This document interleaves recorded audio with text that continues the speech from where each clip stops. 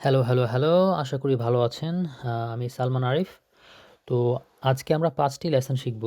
আম ১ম লেসনে আমরা শিখব যে কোন ফাইন্যান্সিয়াল ইন্সট্রুমেন্ট আমরা স্টক মার্কেটে ট্রেড করে মানে ক্রয়-বিক্রয় করে টাকা ইনকাম করতে পারবো। তো আমরা লেসনগুলো শুরু করার আগে আপনাকে রিকোয়েস্ট করব আপনি কাইন্ডলি পেন অ্যান্ড পেপার নিয়ে বসুন। আর ভিডিওটি একটু থামিয়ে যখনই দরকার হবে আপনি আপনার যদি কোনো প্রশ্ন থাকে তাহলে প্লিজ প্রশ্নগুলো নোট করে রাখবেন।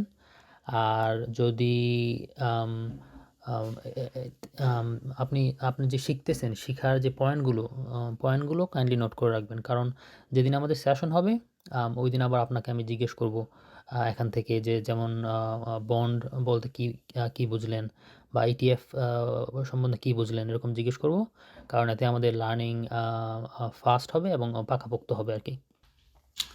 ওকে, লেটস স্টার্ট। তো প্রথমে আমরা শিখব স্টক সম্পর্কে।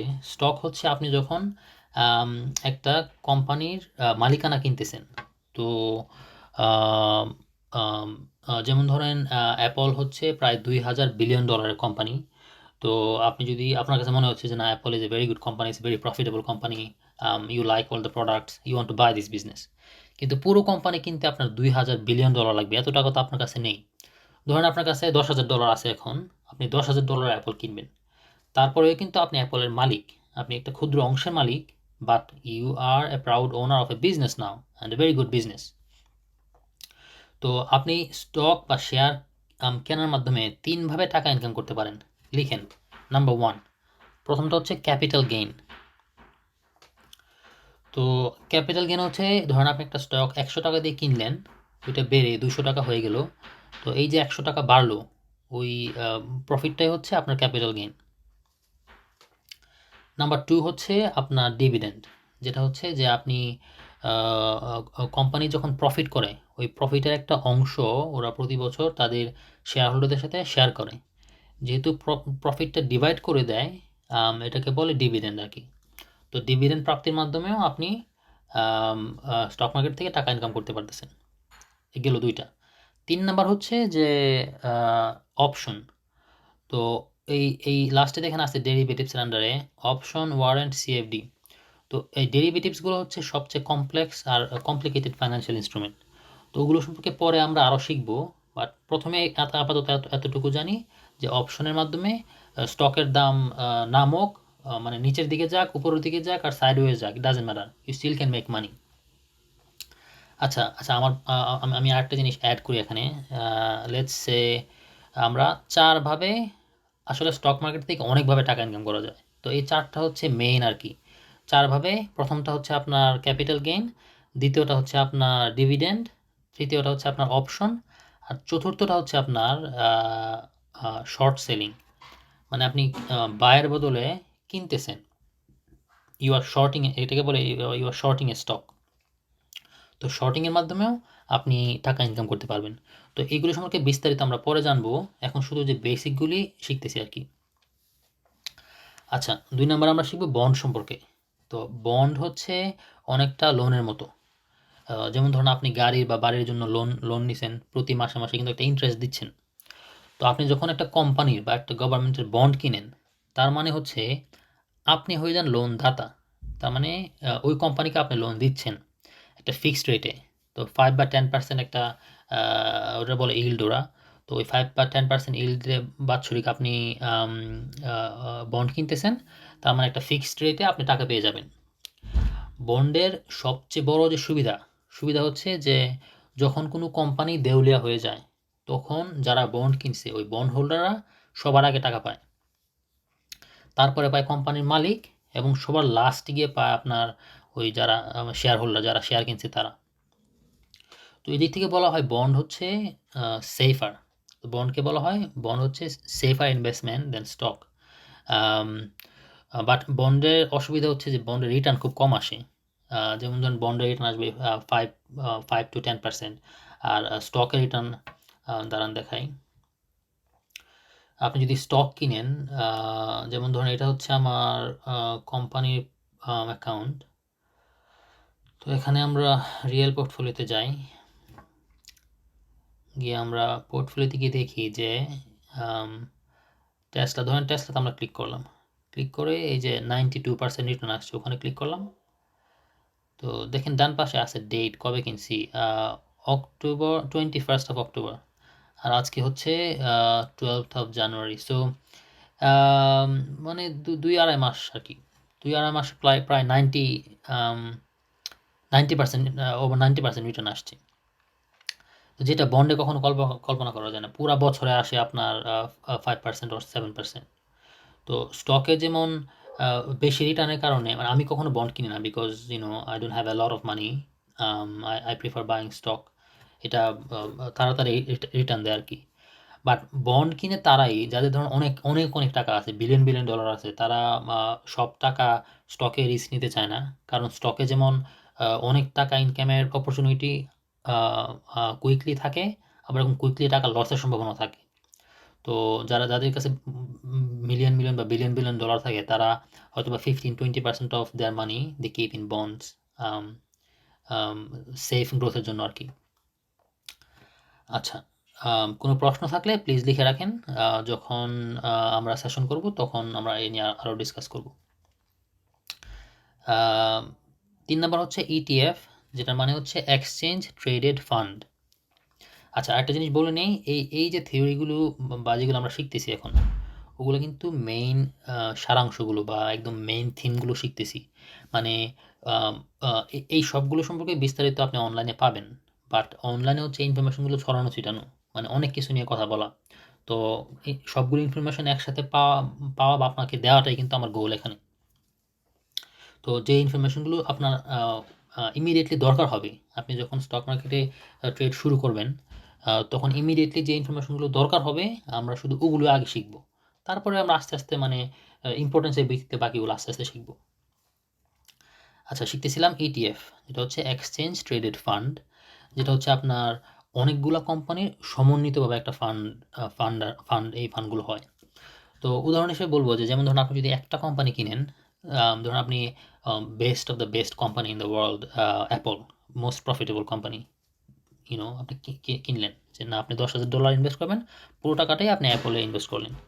কিন্তু হঠাৎ একটা সমস্যা হলো যে, চাইনিজ সরকার ঘোষণা দিল যে না, এখন আর কোনো there is no more Apple factories in China. তো অ্যাপল আর চায়নায় কোনো অ্যাপল ফোন তৈরি করতে পারবে না। অথবা নতুন আইফোন আসলো, আইফোনে একটা ফল্ট ধরা পড়লো, অথবা অ্যাপলের কোনো ফ্যাক্টরিতে আগুন লেগে গেলো, মানে দুর্ঘটনা তো করতেই পারে। তো ওই সব কারণে দেখবেন স্টকের দাম পড়ে যায়।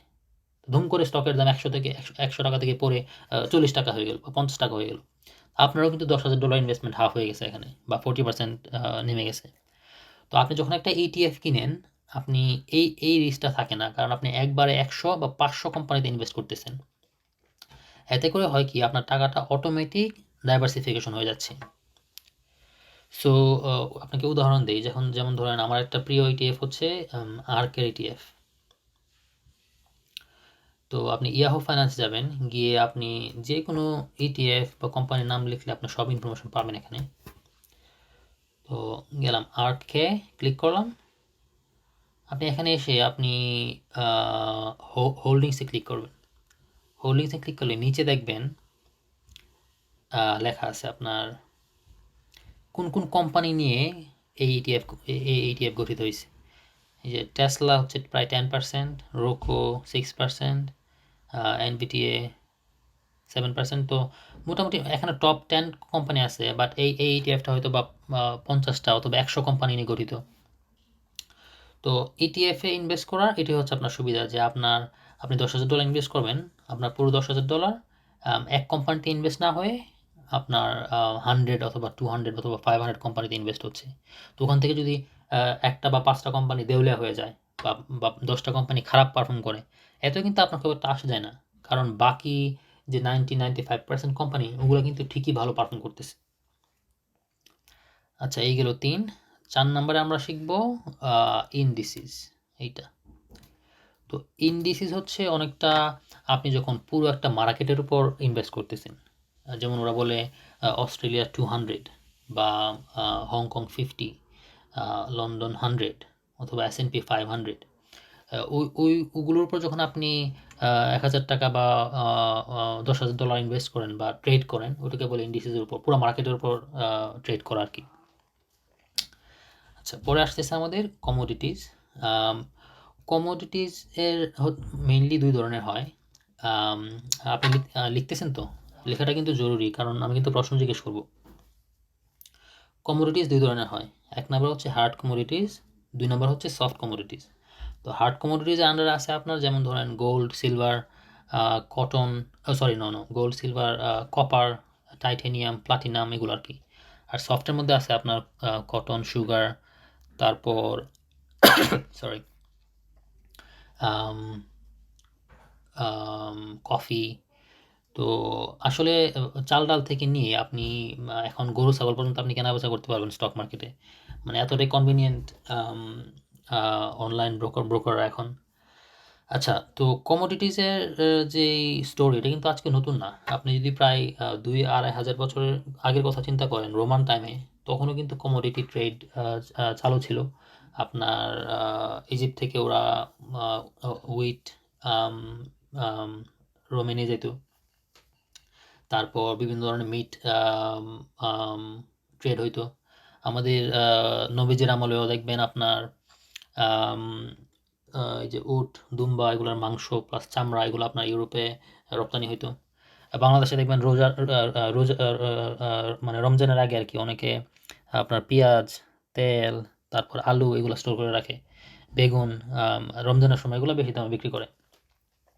End of the day it's all business. তো কমোডিটিজের সেম। এখন আপনি আমার ধরেন আমি দেখলাম স্বর্ণের দাম কম, আমি কিছু স্বর্ণ কিনে রাখলাম। গোল্ড, স্বর্ণের দাম কম, আমি কিছু কিনে রাখলাম, এই যে বাড়তেছে এখন প্রায় 27-28% বাড়ছে। বাট আমি এখন বিক্রি করবো না, কারণ আমি জানি এটা প্রায় 100-200% প্রফিট আমি বিক্রি করতে পারবো। সো আই এম হোল্ডিং ইট নাও। কম দামে কিনছি, ওয়েট করতেছি, বেশি দামে বিক্রি করবো। আচ্ছা, কমোডিটিজের পরে আসতেছে ফরেক্স, যেটা হচ্ছে আপনার কারেন্সি কেনাবেচা করা। যেমন ধরেন অস্ট্রেলিয়ান ডলার দাম এখন বাড়তেছে, আপনি এখন কিনে রাখলেন, কিছুদিন পর বিক্রি করলেন যখন 40-50% প্রফিট হবে আপনার, বা after you do all your technical আর ফান্ডামেন্টাল অ্যানালাইসিস। আর ক্রিপ্টো হচ্ছে এক ধরনের কারেন্সি, বাট এটা হচ্ছে ডিজিটাল কারেন্সি। এটা ধরা যায় না, ছোঁয়া যায় না, বাট ক্রিপ্টো দিয়ে আপনি এখন মোটামুটি সব কিছু কেনাকাটা করতে পারবেন। তো ক্রিপ্টো কারেন্সি অনেক ধরনের হয়। তো এর মধ্যে যে কিং, মানে রাজা, বেস্ট অফ দ্য বেস্ট হচ্ছে বলে বিটকয়েন। তো bitcoin best of the best হওয়ার কারণ হচ্ছে বিটকয়েন হচ্ছে লিমিটেড। মানে there are only 21 million bitcoin in the world, মানে আর হবে না, বা এটা আরও বানানো খুব কঠিন আর কি। তো যেই টেকনোলজির উপর আপনার ক্রিপ্টো বেস করে হয়, ওটাকে বলে মানে ব্লক চেইন টেকনোলজি। তো ওটা নাকি এতই সলিড যে আপনার ওটাকে হ্যাক করা বা মানে ওই প্রোগ্রামকে ভাঙা খুব প্রায় অসম্ভব। তো ক্রিপ্টো মানে ডিজিটাল কারেন্সি পুরোটাই হচ্ছে আপনার যেহেতু অ্যালগরিদম মানে কোডিং। তো এই জন্য অনেকে মানে বিশেষ করে যারা আগের দিনের মানুষ, এরা এগুলিকে বিশ্বাস করে না, যে আরে কি এগুলা আজের, এগুলোতে টাকা নষ্ট হবে। বাট যাদের একটু মডার্ন থিঙ্কিং বা যারা ডিজিটাল জিনিস বুঝে বা একটু আপনার টেকনোলজি বুঝে, তারা ক্রিপ্টোতে ইনভেস্ট করে। বিকজ আচ্ছা, ক্রিপ্টোর যে মেইন 1 নাম্বার যে থিওরি, এটা আমি বলি আপনাকে। 1 নাম্বার থিওরি হচ্ছে যে ক্রিপ্টোর গভর্নমেন্ট কোনো কন্ট্রোল নেই। তো বিটকয়েন, এই যে আপনার 21 মিলিয়ন কোনো সরকারের কোনো কন্ট্রোল নেই। ন্যাচারাল সাপ্লাই অ্যান্ড ডিমান্ডের উপর ভিত্তি করে দামটা ওঠানামা হয়। তো এই জন্য ক্রিপ্টো হচ্ছে মানে জনগণের টাকা, পিপলস মানি। গোল্ডকে বলা হয় গডস মানি। আর আপনার ডলার হচ্ছে আপনার গভর্নমেন্টস মানি, মানে সরকারের টাকা। আর ক্রিপ্টো হচ্ছে পিপলস মানি, জনগণের টাকা। আপনি এখন দেখবেন কোভিড-19 লকডাউনের কারণে বা প্যান্ডেমিকের কারণে প্রায় সব দেশে সরকারি বিলিয়ন বিলিয়ন ডলার ছাপাইতেছে। মানে এই সরকারি টাকা ছাপানোর কারণে আপনার ডলারের দাম পড়ে যায়। তো এইটা ক্রিপ্টোতে হওয়া মানে স্পেশালি বিটকয়েনে হওয়ার সম্ভাবনা নেই, যেহেতু limited, supply is limited. Okay, if you have any more question, please write down. We'll talk more about this in our session. আচ্ছা, তারপর সবার শেষে আমরা শিখবো ডেরিভেটিভ সম্পর্কে। তো আগে বলছিলাম যে ডেরিভেটিভস নিয়ে আমরা প্রথম 1 থেকে 2 বছর এগুলো না করাই বেটার। আমি সাজেস্ট করব আপনি যদি একেবারে নতুন হয়ে থাকেন স্টক মার্কেটে, আপনি শুরু করবেন স্টক দিয়ে আর ETF দিয়ে। কারণ হচ্ছে একটা স্টক বা শেয়ার যখন আপনি একটা কোম্পানি কিনবেন, আপনি কিন্তু একটা ব্যবসা কিনতেছেন এবং ওই ব্যবসার ফাইন্যান্সিয়াল স্টেটমেন্ট দেখার পর আপনি বুঝতে পারবেন যে ওইটা ভালো ব্যবসা না খারাপ ব্যবসা। আপনি ব্যালেন্স শিট দেখবেন, ক্যাশ ফ্লো স্টেটমেন্ট দেখবেন, আপনি ইনকাম স্টেটমেন্ট দেখবেন, আপনি প্রফিটেবিলিটি দেখবেন, ওদের ঋণ কেমন আছে দেখবেন। তো ওগুলো দেখলে এবং ভবিষ্যতে গ্রোথ কেমন আছে দেখবেন। ওগুলো দেখলে আসলে বোঝা যায় যে এই ব্যবসা আসলে কি একটা প্রফিটেবল বিজনেস না এটা একটা খারাপ বিজনেস। এটার সামনে কি যে সেক্টরে বিজনেসটা আছে এটা কি সামনে ভালো করবে না খারাপ করবে, এই ব্যবসা কি সামনে আরও বড় হওয়ার সম্ভাবনা আছে। তো এইগুলি দেখে ব্যবসা মোটামুটি 80-90% প্রবাবিলিটি করা যায় যে এটা এই স্টকের দাম বাড়বে কি কমবে। যেটা আপনার ওই ক্রিপ্টো ফরেক্স এগুলোতে করা খুব টাফ। কারণ এগুলো অনেক কিছু ডিপেন্ড করে, এগুলো যে পুরা সারা বিশ্বের ওয়েদার, তারপরে পলিটিক্যাল সিনারিও, মানে অনেক ম্যাক্রো জিনিস ম্যাটার করে ফরেক্সের দাম ওঠা নামার জন্য, ক্রিপ্টোর দাম ওঠা নামার জন্য।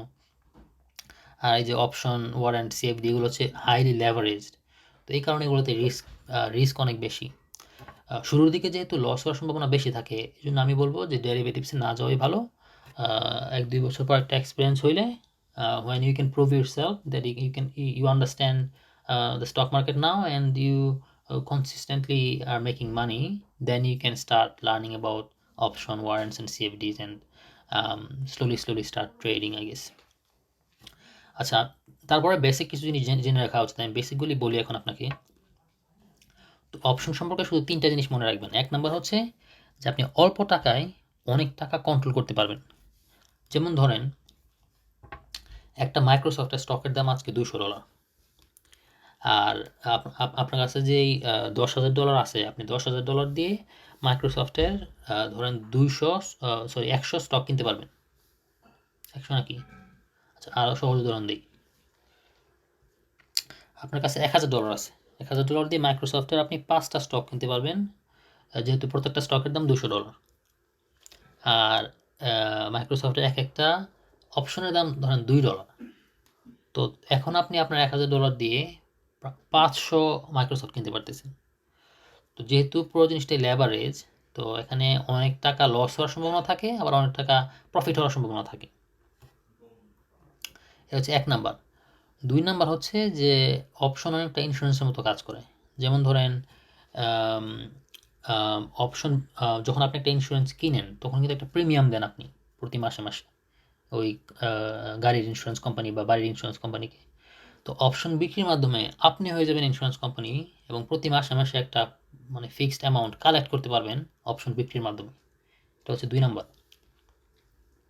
3 নাম্বার হচ্ছে যে অপশনের মাধ্যমে আপনার স্টক প্রাইসের দাম বাড়ুক বা কমুক বা সাইডওয়ে মুভ করুক, it doesn't really matter, you still can make money using that premium insurance premium strategy.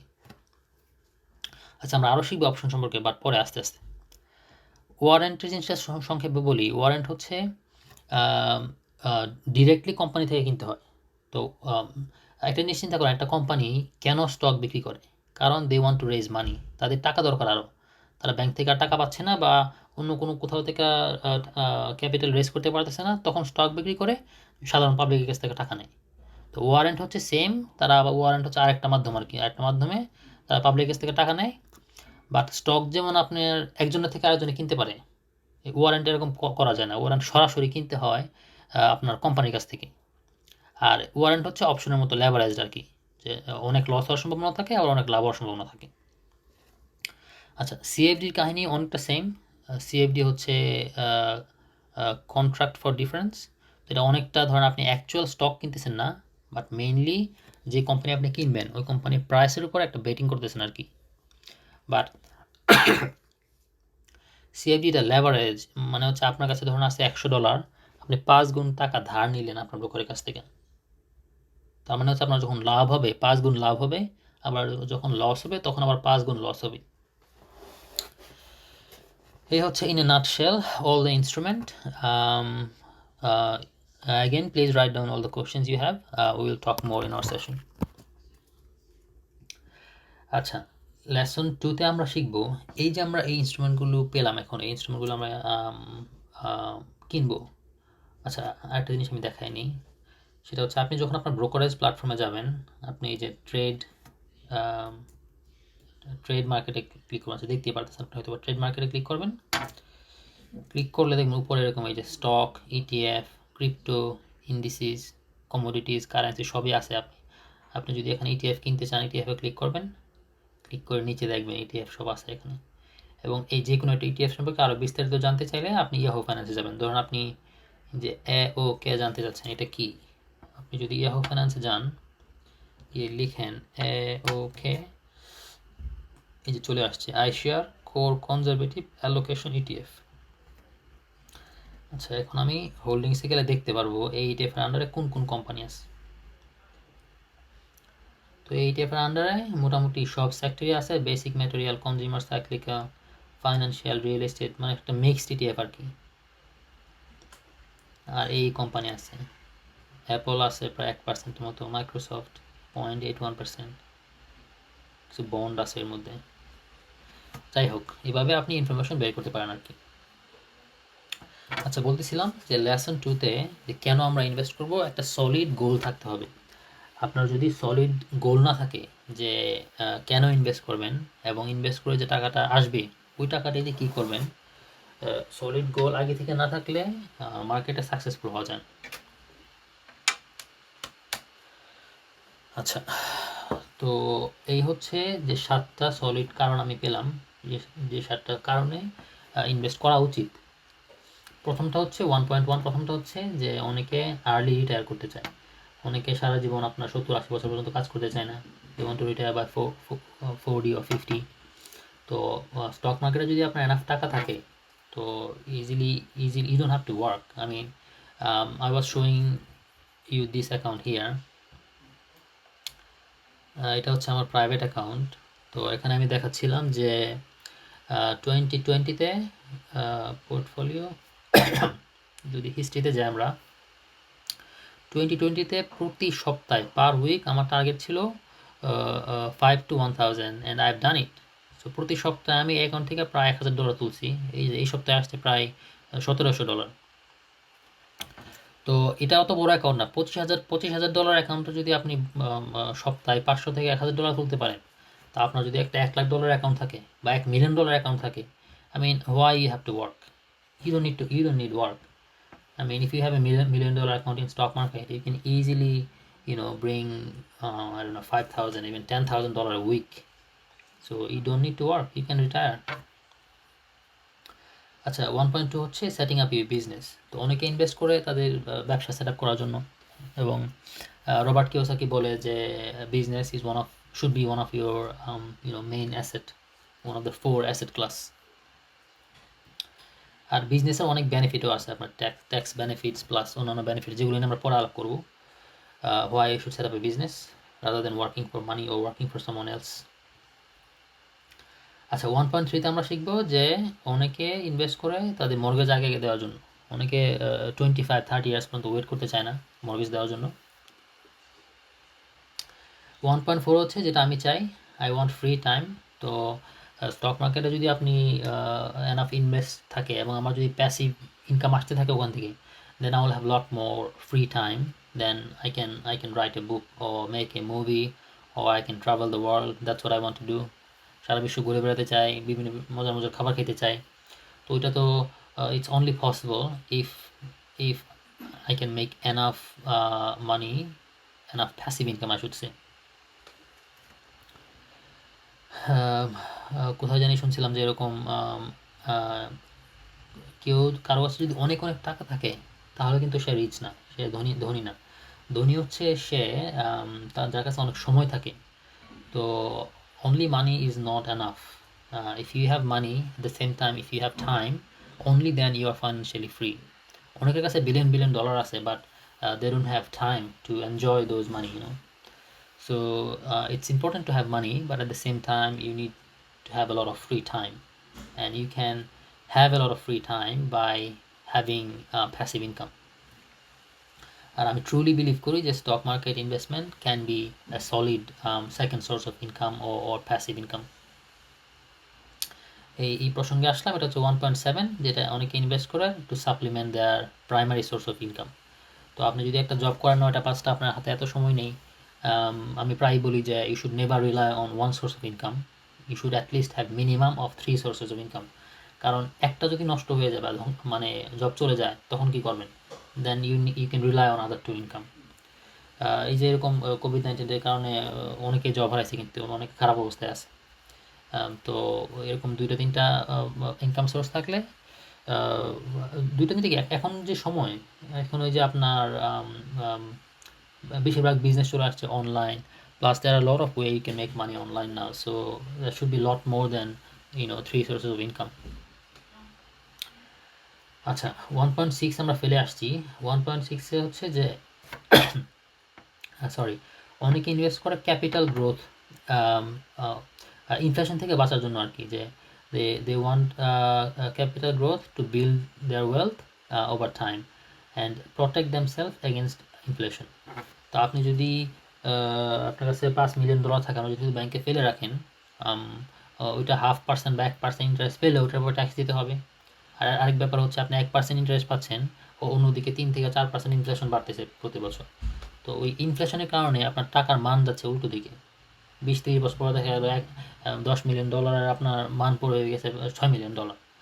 তো এই জন্য it's important that invest rather than just keeping money in the bank. তো এই হচ্ছে 7টা সলিড কারণ যে ইনভেস্ট করার।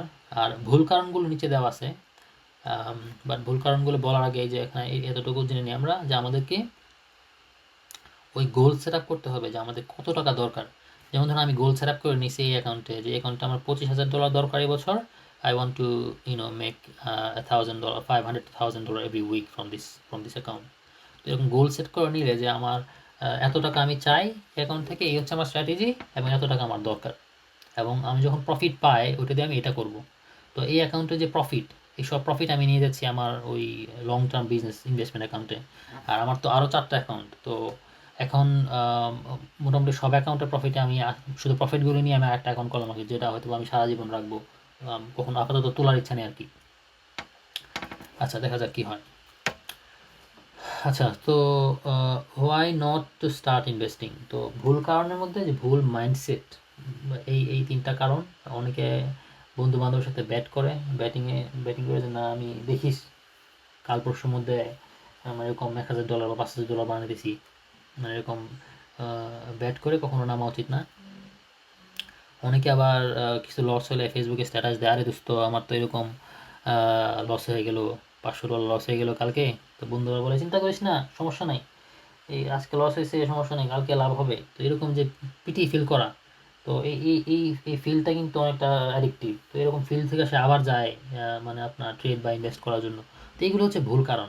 অনেকে যায় শো অফ করার জন্য, যে এই দেখ কত টাকা বানাইলাম, এরকম শো অফ করার জন্য। তো এইগুলো হচ্ছে ভুল কারণ আর কি। তো পরে আমরা আরও আরও শিখবো যে আপনার মেন্টাল অ্যানালাইসিসের আন্ডারে শিখবো যে to successfully make money in the stock market or to be consistent, mental mind, যে একটা অ্যানালাইসিস বা যে আপনার মাইন্ডসেট, ওটা হচ্ছে সবচেয়ে ইম্পর্টেন্ট। বাকিগুলো আপনি আস্তে আস্তে শিখে ফেলতে পারবেন, বাট যদি আপনার মাইন্ডসেট ঠিক না থাকে তাহলে বাকিগুলো ফল অ্যাপার্ট আর কি। ওকে, সো লেসন 3-তে আমরা শিখি এই 6টা মেইন এরিয়া, ইনভেস্টমেন্ট এরিয়া, যার মধ্যে 4টা হচ্ছে মেইন অ্যাসেট ক্লাস। তো রবার্ট কিওসাকি বলে যে this there are only main 4 asset classes: real estate, business, stock market আর কমোডিটিস। তো কমোডিটিসের মধ্যে আপনার যে গোল্ড, সিলভার, এখন এখন তো বিটকয়েনকেও আমি কমোডিটি হিসেবে কিনি, কারণ বিটকয়েন দেখা যায় আপনার মার্কেটের এগেনস্টে মানে হেজিং হিসেবে কেনা যায়। কারণ যখন ডলারের দাম পড়ে তখন বিটকয়েনের দাম বাড়ে, স্বর্ণের মতো যখন ডলারের দাম পড়ে স্বর্ণের দাম বাড়ে, এরকম আর কি। যখন মার্কেটে real estate, business, stock market সব খারাপ থাকে তখন দেখি স্বর্ণের দাম বাড়ে। গোল্ড এই জন্য এই কিছু গোল্ড কিনে রাখা পোর্টফোলিওতে ইটস ইম্পর্টেন্ট। আচ্ছা, so these are the 6 main areas of investment. Actually 7. I want to show you this 3.7, your mind. তো এটা হওয়া উচিত 1 নাম্বার। কারণ I truly believe that your mind should be your most important asset. If আপনি যদি um, আপনি যদি regular শিখতে থাকেন এবং if you develop your mind and আপনি বাকি যে অ্যাসেটগুলো ওগুলো অ্যাকোয়ার করতে পারবেন।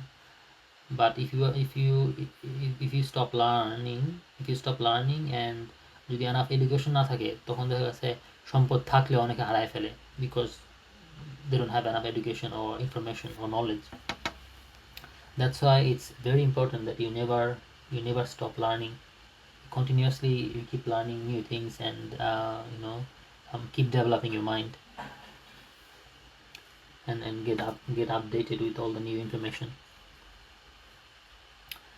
আচ্ছা, লেসন 4 আমরা শিখি, এই যে আমরা শিখলাম এই লেসন 1 যে আমরা এই 8টা ইনস্ট্রুমেন্ট কেনাবেচা করতে পারি, ওগুলো আমরা কোথায় করব?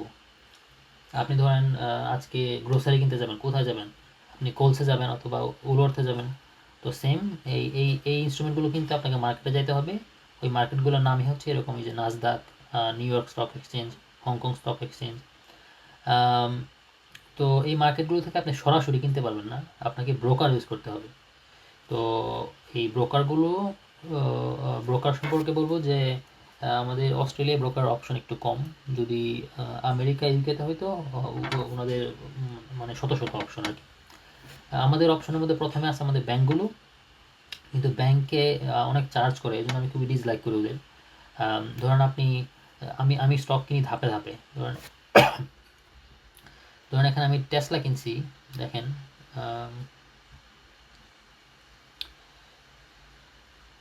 come on,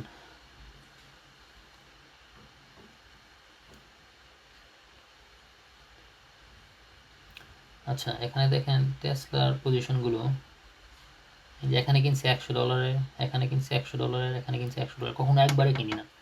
তো একটা কিনছি, আবার যখন আমার প্রফিট টেকিংয়ের সিগন্যাল পাই তখন ক্লোজ করে দেই, আবার যখন বাই সিগন্যাল পাই তখন কিনি। তো আমি $100 টেসলা কিনে আমি যদি কমনওয়েলথ ব্যাংকের মাধ্যমে কিনতাম, পুরা $20 চার্জ নিত কেনার সময়, $20 বিক্রি করার সময়।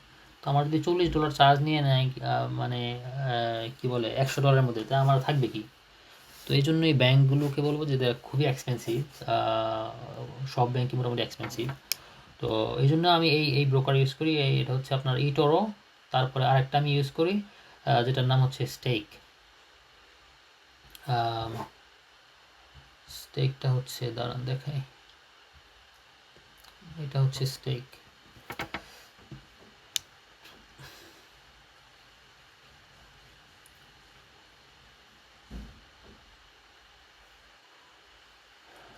স্টেক আমি শুরু করি 2015 দিকে।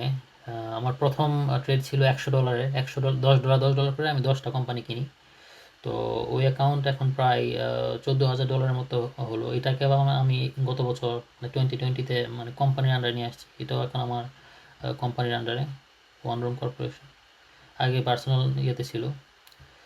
কোম্পানির আন্ডারে বিজনেস নিয়ে আসলে অনেক সুবিধা, আমি সেশনে বলবো না কী সুবিধা, লট অফ বেনিফিট। বাট হ্যাঁ, স্টেক ইউজ করি এই কারণে, কারণ স্টেক হচ্ছে আপনার আমেরিকার অনেকগুলো কোম্পানি, প্রায় 4,000 4,500 কোম্পানি কিনতে পাওয়া যায় স্টেকের মাধ্যমে। তো মেইনলি আমি আমেরিকান স্টকগুলি স্টেকের মাধ্যমে কিনি। আর ইটোরও মেইনলি ইউজ করি because Stake doesn't offer any Chinese company. গত বছর আমি সবচেয়ে বেশি টাকা মেক করছি আপনার চাইনিজ কোম্পানির মাধ্যমে। তো এই জন্য আমার কাছে ইউজ ইটোরো। আর ইটোরো আরেকটা বেনিফিট হচ্ছে, আপনি যখন শুরু করবেন তখন দেখেন ওদের এই যে ভার্চুয়াল পোর্টফোলিও আছে, ভার্চুয়াল পোর্টফোলিওতে যখন যাবেন তখন দেখবেন আপনি